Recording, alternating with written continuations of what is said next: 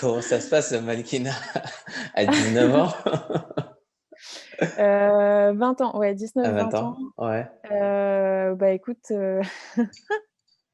ça se passe, comme, quand tu donnes beaucoup d'argent à quelqu'un qui a 20 ans, Oui. heu, tu sais pas quoi en faire, enfin, non, non, ça se passe, non, non, en vrai, alors c'était une très, très bonne expérience. Je regrette pas du tout l'avoir fait. C'était vraiment très cool, c'était dur par contre. Mmh. Faut Oui. savoir quand même que c'est un métier qui est dur et mentalement et physiquement. C'est pas donné à tout le monde, c'est pas tout le monde qui il faut être très accroché, je pense, dans sa tête pour faire ça, sinon ça peut être, dangereux pour certaines personnes. Mais moi, ça s'est bien passé, c'était cool, et surtout ça m'a permis d'entrer dans un univers que quand même, très peu de personnes, ont l'occasion de voir, Oui. et moi, c'est pour ça que je l'ai fait, en fait.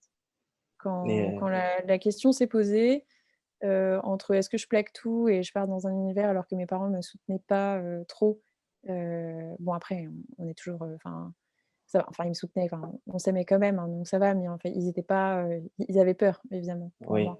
oui. Mais donc voilà, quand la décision s'est posée, je l'ai prise en me disant: «Qu'est-ce que je vais regretter le plus?» D'avoir eu cette occasion qui me serait passée sous le nez et puis de jamais l'avoir vécue, ou plutôt d'avoir refusé pour rester un peu dans les rangs, Classique. voilà, classiques. Et là, j'ai 2 questions qui me viennent en tête.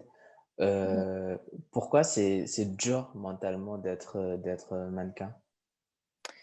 Ben, alors c'est dur, je pense, la 1re raison, c'est qu'il faut savoir quand même que c'est 99 de refus et 1 de oui. En fait, tu passes ta journée à faire des castings où on te dit Oui, non, et tu es en permanence en comparaison avec, les autres à côté, qui sont toutes mannequins, donc sont toutes hyper belles, toutes hyper fines, toutes hyper tout ce que tu veux, jeunes, ou expérimentées, ou plus blondes, plus russes, ou plus avec les yeux bleus, ou plus ceci, cela que toi, tous les et superlatifs. ouais, voilà, tous les superlatifs, et en fait, tu passes ta journée à te faire refuser. Donc ça, c'est quand même, pour la confiance en soi, c'est pas forcément le plus simple, on va dire. Oui, Sur, oui, oui. il y a des gens ouais, qui ont beaucoup de mal avec le refus, et puis, c'est pas simple. Ensuite, moi, ce qui était difficile pour moi, et la raison pour laquelle je pense que j'ai arrêté principalement, c'est que tu es absolument pas maître de ton destin, quoi. C'est-à-dire que, c'est un métier qui est uniquement basé sur ton physique, et le physique, c'est quelque chose que tu peux pas changer. Il y a un moment, tu as beau faire, du sport, OK, bon, tu vas peut-être changer un petit peu ton corps, mais enfin pas non plus dramatiquement, et tu vas jamais changer ta tête, tu vas jamais changer qui tu es, dans le fond non plus, et en fait, ça n'a aucune logique, quoi. Genre, soit on t'aime toi parce que, bon, bah, voilà, il y en a un qui a décidé qu'il t'aimait bien et du coup tous les autres le suivent, Oui, soit, bah, c'est pas toi la tête du moment et du coup, bah, ça marche pas. Et en fait, tu as aucune, marge de manœuvre. Il y a rien que tu puisses faire pour, changer ça.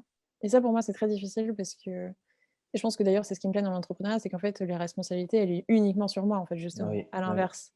C'est moi qui suis vraiment aux manettes, et en fait, si les choses se passent pas, je peux n'en vouloir qu'à moi-même. Alors que là, dans le mannequinat, tu es laissé comme ça au milieu, et puis, c'est un peu comme un ticket de loto, quoi.